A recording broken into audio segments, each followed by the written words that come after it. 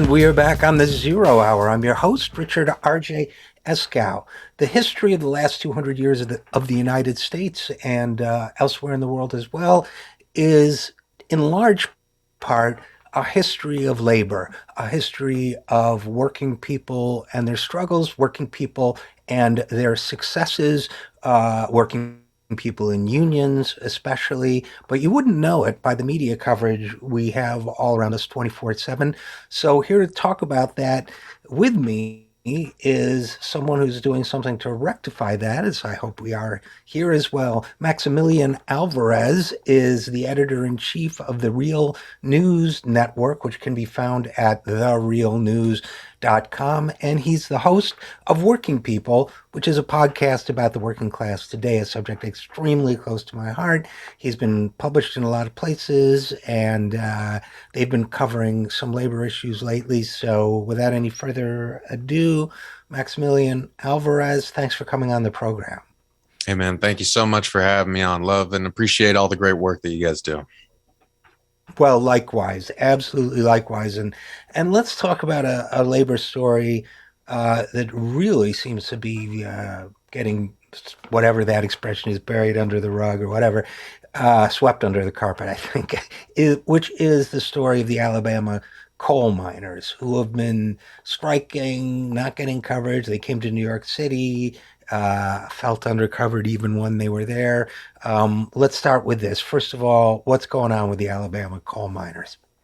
Well, I mean, just to start off, like you said, I really appreciate you taking an interest in this, not only on this interview, but in your guys' extended coverage, because we got a lot of work to do in independent media to really cover the large gaps in mainstream media. And this strike from the coal miners in Alabama, who are union coal miners with the United Mine Workers of America. They work at Warrior Met Coal in Brookwood, Alabama, and they've been on strike since April 1st. So they're now on strike for 4 months. And actually, Media Matters released an article last week showing that none of the major news networks have made a single peep about this strike, which is particularly interesting, especially if you're thinking about an outlet like Fox, because what do we see every 4 years during the election cycles, right? We see presidential candidates going to coal country, really using coal miners in places like West Virginia, in places like Kentucky, and even places like Alabama as these sorts of political props, right? For their own personal gain.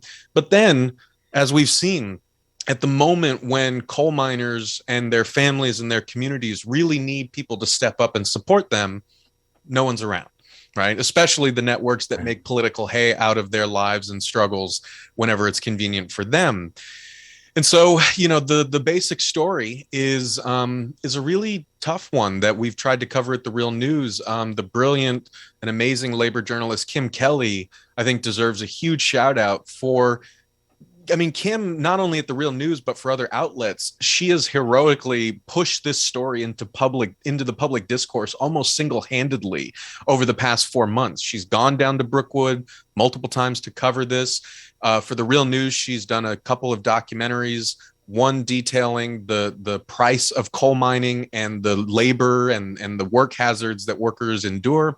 Another one that was really brilliant was a focus on the coal miners' wives and the roles that they've been playing in supporting the strike and keeping the strike going and all that great stuff. It gives a really beautiful human side to this struggle. But, the struggle itself, I think, goes back quite a ways. Warrior Met Coal is the company that took over these mines in Brookwood, Alabama, which are some of the deepest mines, I think, in the country, if not the deepest in the country. And they produce a type of coal that is mainly used in steel manufacturing abroad.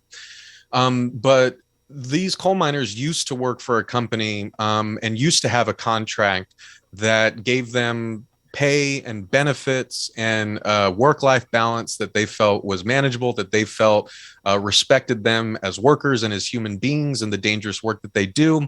But then when this company went bankrupt, I believe in 2015, Warrior Met Coal, and there we won't have to get into the details, but Warrior Met Coal is not necessarily a new company, right? It's a lot of the same people who kind of took over the mine, took advantage of the bankruptcy, and used that bankruptcy as a way to force the union to accept a subpar contract, which they did, understanding that the mine itself was falling under hard times, that sacrifices would have to be made. And then when the next contract negotiation came up 5 years later, workers would get kind of the contract that they deserved. That has not happened. And in fact, under the past 5 years, the contract that they've been working under has had them working longer hours, sometimes up to 16 hours a day for 7 days a week. Again, they're working deep underground in dangerous conditions. This mine has incredible amounts of methane gas, along with the silica that gets into miners' lungs, and the coal dust that gives black lung and stuff like that. So they've been working longer hours for lower pay, for fewer benefits. And I think one of the things that you really hear in the reporting that Kim Kelly and others, I've covered it on my show, Working People, in collaboration with the great folks down at the Valley Labor Report in Alabama, a great labor union show. We try to show the human side of this, and you hear these workers and their families saying, there's more to life than this. Like, we never get to see our families. We're missing softball games. We can't go visit our wives when they're in the hospital because of the strict 4-strike policy that this new contract has implemented, that basically makes these coal miners like absentee family members. They're down there working, providing a paycheck for their families that they never get to see.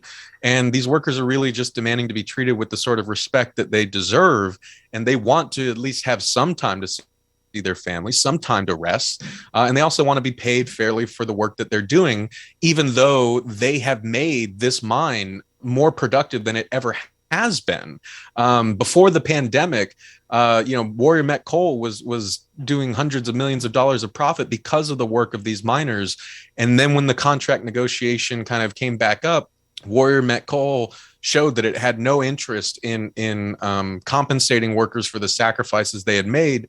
Instead, they wanted to just continue going down this road of extracting as much profit from this mine as possible, working workers as hard as they could, and scooping those profits off and making money for wealthy investors in New York City.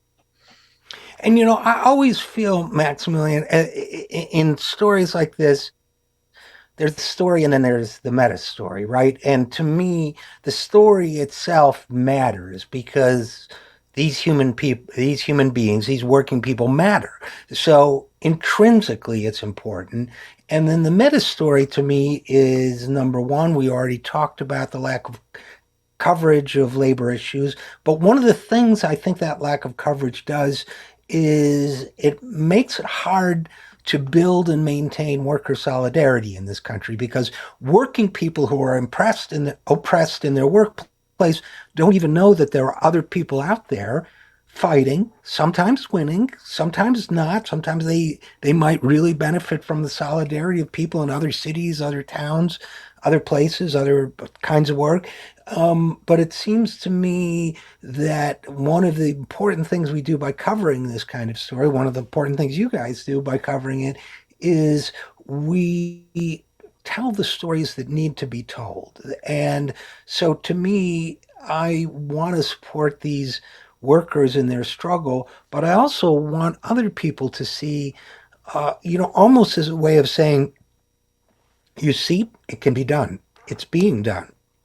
The miners who protested in Kentucky, I guess it was about a year and a half ago, and we covered that story too, got some concessions even without union support. So there are multiple ways to address this problem, and you get what I'm driving at, right? Oh yeah, no, I think it's a really important point. And in fact, like you said, they're actually real, tangible human connections between these stories. I'll give you one example that Kim Kelly covers in her first documentary for us. There are actually miners at Warrior Met Coal in Alabama who were involved in the Black Jewel blockade in Kentucky. In That's what I'm fact, talking about. Yeah. yeah, Hmm. there's a father and son who have a really heartbreaking story. I believe the son's name is Dalton. He came down from Kentucky to work in Warrior Met's mines, and because of the very issues that the union has been screaming about, right? This kind of ruthless pursuit of productivity at all costs, the kind of long hours that workers are enduring, the kind of pace that management is making them work at, and the dangers that result from that. Dalton, this poor young man, was paralyzed from the waist down Mm. because of a workplace accident that should never have happened. And the union has said this never would have happened if the company actually listened to us. So someone who came down from that incredible blockade in Kentucky to work in Warrior Met Coal is now paralyzed from the waist down because Mm. they did not listen to the miners. But even beyond that, like you said, sometimes I tend to get philosophical about this. That may be because I have two PhDs that were focused on kind of media history and political history, but Uh-huh. media, as we know, the kind of roots of the word mean that kind of in between space, that connective space Right. between things that are separated. And that's what we do, right? We try to provide that pathway for people who are not in Alabama, for people who are not in areas where other struggles are happening. We provide the ways for them to connect to those stories and those people and to feel that sort of solidarity. And I think that is a really crucial point that you made, because it's something that I hear throughout kind of the different interviews that I do with different workers in different areas of the country working different jobs. I guess give a quick example, then I'll shut up.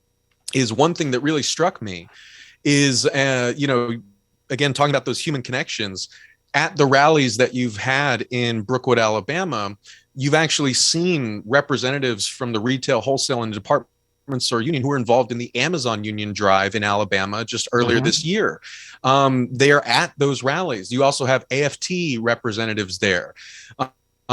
Because they're talking about a lot of the same issues. Like when we covered the Alabama Amazon union drive at the Real News, the thing that we always heard from workers was we're being treated like robots. We're not being treated like human beings. We're being worked to the bone and spat out because Amazon has such a high turnover and such a brutal work pace, and everything is surveilled through these kinds of surveillance mechanisms that we're basically run into the ground. Now you have miners down the road saying, "Hey, we're kind of having the same thing."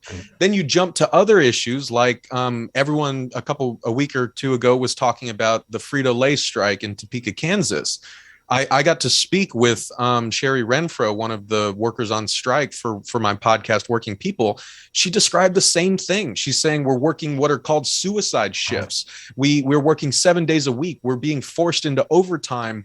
And she actually started tearing up, saying, like, my parents don't have a lot longer to live, and I am missing birthdays, I am missing dinners, I am missing all this time that I'll never get back because my job is able to exploit and make me work as much as possible. And people don't want that anymore. People in these different respective struggles are finding one another through us, through social media, through so many other mechanisms, and realizing, hey, we're all getting screwed over. We're all getting worked to the bone, and this isn't right, and something has to change. Right. And railroad industry, stories about how railroad workers are expected to do more and more and more, work longer shifts, have less backup systems, and so on. We could go on with this, right? But it's all a sign of, I don't want to be conspiratorial, but as long as we're being philosophical, Maximillian Alvarez, I want to bring up the fact that, for example, the New York Times just let its last labor reporter go a couple years ago. Every newspaper in this country has a section on business where you can read about corp CEOs and what they're up to. But labor sections of newspapers, labor journalism, I don't know if it's underreported for ideological reasons or what the reason is, but to me, that's why it's all the more important. Success begets success. Initiative begets initiative. When workers hear that other workers are standing up and demanding their rights, when they understand they don't have to take the crap that they've been taking on the job, this is, to me, really empowering. So the Black Jewel strike, I don't know, that really moving story about that poor person who, who's paralyzed now, but the this is so endemic to our society right now. And, I always say, like, one of my little sayings is bosses aren't job creators, workers are boss creators. But we don't know that yet, right? And so, as a working class, so to me, all of this helps to get that message across. And one of the things I'm always fascinated by, and I'm curious to know in your own reporting and in the real news reporting on this, I'm always fascinated by the routes that people take to get to this awareness, right? Like we on this show, we interviewed one of the activists in Black Jewel who was, a Pentecostal lay preacher and miner, and they decided they'd had enough, right? And their that trajectory for them was very important. The teachers' strikes, the red state teachers' strikes, how they came to that point. I just think that's really powerful and important. And have you had any insights in terms of the Alabama coal miners and how they got? I mean, obviously that's a union action as opposed to, what they call wildcat. But what's where are their heads at in all of this? Yeah, I mean, again, I think it's incredibly important, and it's the task ahead of us, all of us who are committed to, raising that awareness and building that solidarity and using media to do so, right? Because I think that, again, to take the wide view first, right? This is how life in under a capitalist economy works, right? It teaches us to see one another not as other human beings with complex lives and backstories and feelings and histories, but instead it teaches us to funnel our view of one another and to see one another simply as services that we're paying for, name tags that Right, are performing this or that task for us, right, right? That's actually one of the things that this system has to recommend it is you don't have to see all the human misery, all the human complexity behind the consumer comforts that you enjoy, right? But then I think that more of us have realized, especially after the Great Recession, right, when more and more of us were finding it less and less possible to find a pathway to a comfortable, dignified economic kind of existence, we're all looking around and we're realizing, like, who is this world for? Like, we are, it's not for us. All the gains are going to the top. And we look around, and the more that we start to hear those human stories, the more that we start to hear our own stories echoed in them. Like that's really how I started my show, Working People. Not to go into that long discussion, but my own dad, we lost everything in the recession. He's a Mexican immigrant who grew up dirt poor. He experienced the American dream for a time. And then after 2008, mm, it all went away. And he wouldn't talk to anyone because he felt like it was all his fault. He felt like it was yeah, his shame. And then it wasn't until he was driving for Uber, just to pay rent, that he started talking to other passengers and realizing that he was driving people his age to their second or third job. He was driving other immigrants who had lost their homes. And he started to realize he wasn't alone. And he started to realize how much he had been trained not to see that side of people. And that's a very lonely place to be for all of us. And so I think we are all collectively yearning to make those connections, and that sense of justice that guides us, to what needs to be done. I think that's where it really grows. And, I think beyond that, the it really is important for those of us who want to know how to build solidarity that has staying power, right? To actually empower the working class, which is the biggest class, right? Which is, right. if you, unless you are an owner, right? Unless you are a boss, you're probably in there, right? The middle class has been shrinking for a long time, yada yada yada. But again, a lot of us have been trained not to see ourselves that way. And I think that hearing these stories and realizing, oh, these people aren't that different from me, I can relate to them, that's how you start to feel that kind of sense of class solidarity. And you also start to realize, the particular nuances of people's individual lives, right? And this is something that we've seen in the coal miner strike. That I think especially folks on the progressive wing and the left wing need to kind of sit with, right?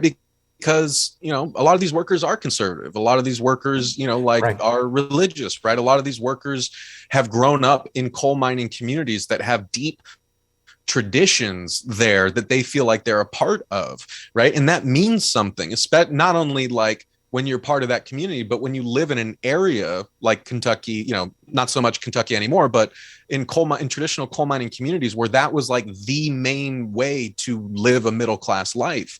You know, there are a lot of reasons that people have for wanting to work in this industry, and a lot of meaning that it gives them. And of course, we understand that that kind of clashes with larger understandings of like the fact that coal and these other types of industries need to eventually be phased out because of the damage that Right. they've done to the planet.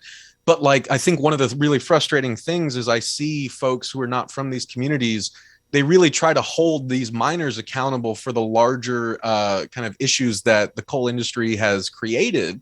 And it's just like, yeah, we need a Green New Deal. We need, like more, we're seeing the results of climate catastrophe all around us. We don't have time to wait. We need to make changes. But the humanity of working people is not secondary to that. Like, we're not going to get those changes unless we understand the concerns of coal mining communities. The UMWA has said it's open to a Green New Deal, and it's open to this kind of transition, but only if the workers who are currently at these mines are actually taken care of. Like, they have jobs that can sustain their families, that are, jobs that aren't just kind of temporary, right? They have a lot of skepticism, and I think they're right to be skeptical, but there are ways that we can, again, find those sorts of ties that bind those human connections and build a politics out of there and show other working people that we're not going to leave you. We're going to have your back. We're going to fight for all of us together. But we first have to make those connections and build that solidarity in the first place. Maximillian Alvarez, you touched on so many different things there that all of which are important, all of which mean a lot to me personally. For example, respect. The idea that we can build a new movement somehow without respecting the people around us and the people that we want to persuade to become our associates, our allies, our comrades, whatever you want to call it. I always go back to when Trump was elected and the Marcos at the Daily Coast wrote, "Well, I'm glad the West Virginia coal miners are going to lose their black lung benefits. That's what they voted for. They're getting what they deserve." It's like, it's monstrous. I mean, to me, and he apologized later, but it's sort of endemic of a kind of, if you think differently than I do, if you were raised differently, there's this easy sense of dismissing people instead of respecting them and their different life experience. And maybe, if either you want to organize them and bring them into your movement, or probably activism is not your line of work because you really need to reach people where they are, not where you are. So, I mean, that's one thing that to me is so important. But the other is, every worker should have a decent job in this country. It's divide and conquer. The fact that we're saying, oh, well, those coal miners are just going to have to, whatever, go under to save the planet. Well, no, that's why the Green New Deal is the Green New Deal, because saving the planet can't be done unless we're all in. And that means, that's why so many people link a job guarantee or, other measures to a Green New Deal. So this is the struggle at hand. And, I do wonder sometimes how to have that conversation with, for example, the striking coal miners and in Berea, Kentucky, or in Alabama. But I mean, that to me, and I guess I'll end my little philosophizing here by saying that to me is, I always come from the perspective of judging me before I judge you. So if they're not where I am and my friends and allies are, my first instinct is always going to be, well, what can we do better to reach them? Not, well, they're deplorables or whatever you want to call them. Why is it that, so many members of the working class, not just white, but black and brown, for example, voted for Trump? That's not, I can't just throw them away because they've done that. I have to ask, what have we failed to do to reach them? And maybe the answer is not a good haven't offered a good enough alternative or to change to the status quo. But to me, all of it, when you get to a story like the Alabama coal miners, where you get to another story that you personally worked on the family farms in Wisconsin, all of them, they're kind of microcosms of this greater struggle, aren't they? I think that they are, right? I mean, you know, Karl Marx didn't say the history, the whole of human history is the history of class struggle for nothing, right? I mean, because Right. we look around and that's kind of what we see.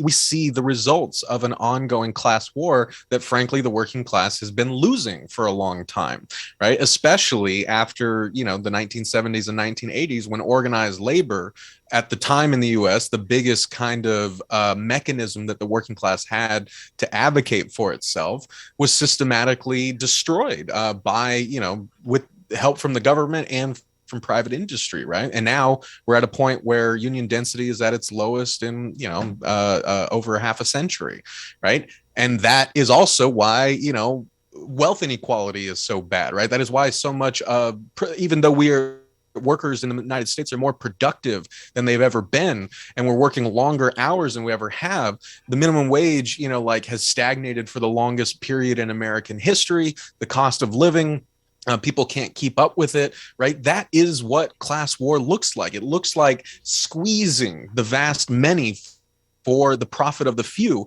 And while more and more of us are struggling just to get by, we are watching this kind of spectacular, horrifying billionaire space race that is funded off the backs of workers, right? I mean, so if you want a pitch perfect metaphor for the kind of brokenness of this system, there you go, right? And I think that just to kind of pick up on one thing that you were saying, is, I mentioned my dad, right? My dad was a lifelong conservative.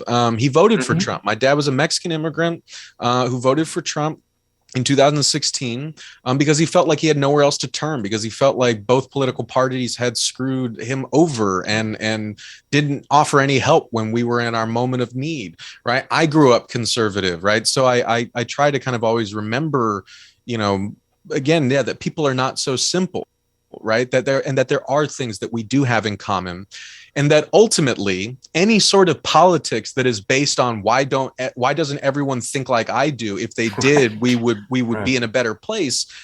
It's a fantasy, right? Because people don't work that way. People have been thinking differently since there have been more than two people on this planet, right? And so if you are talking about building a sort of political coalition that is up to the task of handling the issues of our day, you have to work with that messiness of humanity. You have to find ways to build solidarity that don't depend on getting everyone to think like you, but that get everyone together and fighting for the same thing, and without kind of leaving people out or railroading people or discriminating against people, so on and so forth. And labor issues, class issues are an important vehicle for that. And you were seeing that in the miners' strike, right? I mentioned that Kim Kelly has covered this for us. I've covered on Working People. Jessel Nord, our brilliant senior reporter, just did a report from the Black Rock demonstration this week. And again, we're talking to a number of conservative miners from the Deep South, miners who probably don't agree with us on a lot of things, especially those of us who are more on the left. But we can all agree that there's more to life than being, worked 16 hours a day, going home bone weary, tired, going to sleep, Yeah. and then going back the next day to do it again. People deserve more than that. And there are also ways that issues like that can bring people from different ideological sides together. And you are seeing that in rural areas like the Wisconsin counties that I went to, along with Hannah Ferris at In These Times and Cameron Granadino, my brilliant cameraman, at The Real News. We did this joint production with In These Times for this investigative series called The Wisconsin Idea, where we were looking at underreported stories in primarily rural parts of Wisconsin.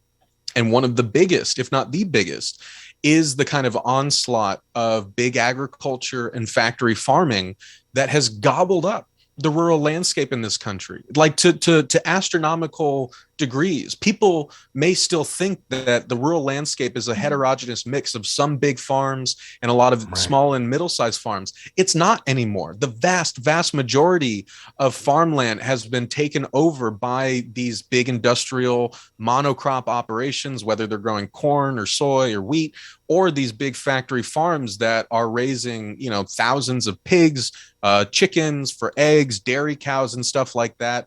And these things have not only completely upended the farming economy, they've driven out or gobbled up or absorbed small and middle sized farms. But they are also producing massive amounts of environmental pollutants.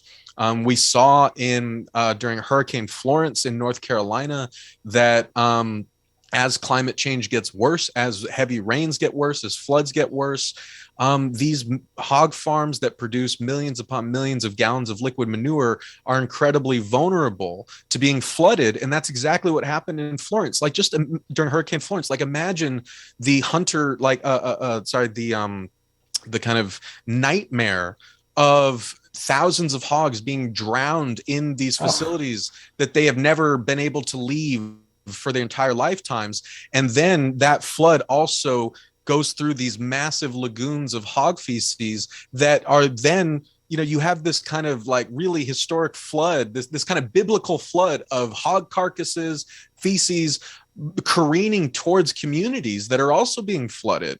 And then you see spikes in E. coli, right? You see deaths related to respiratory problems because of air pollutants. It's a real mess. And it's actually something that the government, along with big industry, lobbying groups, have worked together on. Like Richard Nixon, Secretary of Agriculture, Earl Butz famously said that the agricultural policy in the US is get big or get out. That's what's happened. And the cost has been that small and middle-sized farms have gone by the wayside. We are producing mass produced meat and monocrops that a lot of it we're exporting and we're polluting the environment for it. It's making money for a few people, but the devastation has been really catastrophic, I think. no, absolutely. And, go big or get out has been like the metaphor for the driving system of our entire economy for decades. I know you're going to have to run, so I want to thank you. I don't like to be flippant, but somehow the idea of a flood of hog carcasses and feces drowning everything is kind of a metaphor to me of the system we're living under right now and exactly what we've got to reverse. So, Maximilian, Alvarez, thank you for all the great work you and your team do at the Real News Network. TheRealNews.com is where it can be found. And thanks so much for coming on the program. I hope we talk again. Thanks so much, Richard. Really appreciate it. We'll be right back after this. I'm Richard RJ Eskow, and this is the Zero Hour.